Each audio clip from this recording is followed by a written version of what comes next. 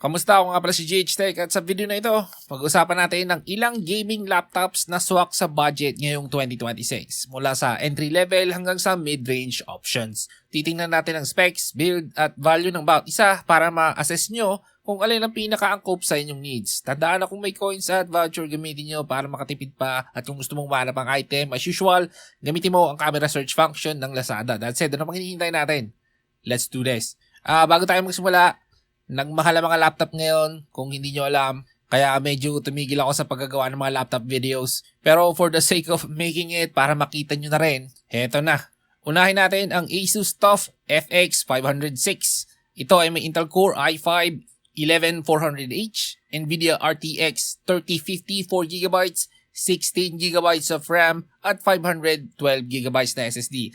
May 15.6-inch 144Hz display ito at kilala sa matibay at durable na build. Ang performance ito ay kaya ng mga modernong 1080p gaming sa high settings pero medyo malakas ng fans as usual kapag sobrang load. At ang color coverage ng display ay average lang. Presyo nito ay nasa 41,528,000 pesos. Sa ngayon, ito ang ideal kung gusto niyo ng 16GB na RAM na mayroong 3050. Kasi pag sa iba ka bumili, 41,000 din ang singil nila sa buong laptop pero 8GB of RAM lang ang binibigay nila. So ikaw ang bahala. Pwede mong i-search sa Lazada RTX 3050 laptops. Makikita mo ang mga presyo.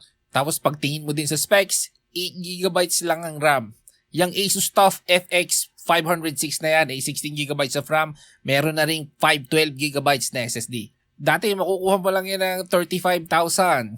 Ngayon, tumaas na, wala tayong magagawa. Sunod naman ay ang Asus TUF FX 505. May AMD Ryzen 7 3750H at GTX 1650 4GB. 16GB of RAM at 512GB na SSD din to. May Full HD display at compact ang design. Maganda rin ang performance para sa budget gamers. Pero katulad ng ibang laptop, medyo mainit at malakas ang fans nito kapag intensive ang paglalaro mo. Ang presyo nito ay 35,799 pesos.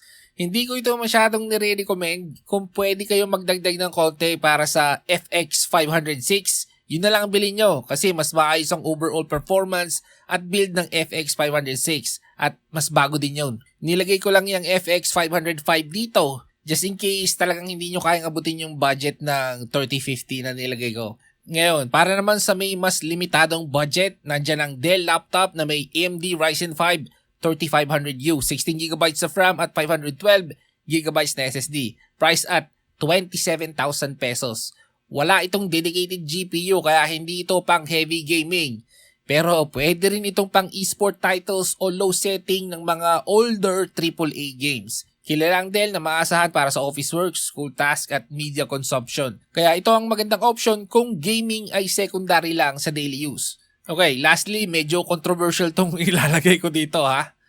Ito ang Function Intel Celeron N95 na may GTX 1060 4GB, 16GB of RAM, 512GB sa SSD na nakalista ng 18,708 pesos. Sa specs, mukhang sobrang mura para sa performance pero base sa experience ko sa shop na yan, bumili na ako dyan. Medyo low quality ang mga ibang device nila, bumili ako ng tablet dyan. Kaya may risk na baka ma-disappoint kayo sa unit na ito kung ito ang bibili nyo. Sinasabi ko lang sa inyo, inuulit ko, baka ma-disappoint kayo pagka ito ang binili nyo. Pero theoretically, magagamit mo to sa AAA games kasi may GTX 1060 na 4GB. So ngayon, kung pipiliin nyo ang unit na to, kailangan talagang i-test agad. Super test mo for 14 days kasi pwede mong isauli yan basta hindi lalampas ng 14 days o 7 days. Check mo. Pero kung ako sa'yo, mag-desktop ka na lang, wag mo na to. Nilagay ko lang to kasi medyo interesting talaga to. Gusto ko nga makausap ang shop seller nito, parang hihiramin ko lang para igagawan ko na review, titingnan ko kung okay ba. Pero hindi ko rin malalaman no kung talagang tatagal siya. Kasi usually kung papahiram nila sa akin yan, mga 1 linggo lang, 1 buwan, tas wala na. Hindi ko rin matetest siya ng 1 taon, 2 taon. So, meh. So, ayan, sa pagpili, nakadepende ito sa budget at kung gaano ka ka-serious sa gaming. Kung kaya nyo dagdagan ng budget, mas okay yung Asus TUF FX 506, yung may 3050, 4GB lang yun ha, para sa performance at durability. Kung limited ang budget, Pwede na yung Dell Ryzen 3500U. Pwede na yung pang esports. Laptop din naman yan eh. Halos lahat ng laptop mahina except yung medyo gagastos ka na ng 100,000. Maski nga yung mga 100,000 na laptop, mabagal pa rin kumpara sa desktop. Kung talagang gusto mo ng power, mag-desktop ka na lang. Hindi kasi talagang magandang bumili ng laptop ngayon. Okay, so kung may mga tanong kayo sa mga laptop na yan, comment nyo lang sa baba. Maraming salamat sa panonood. Ako ulit si GH Tech. Hanggang sa muli.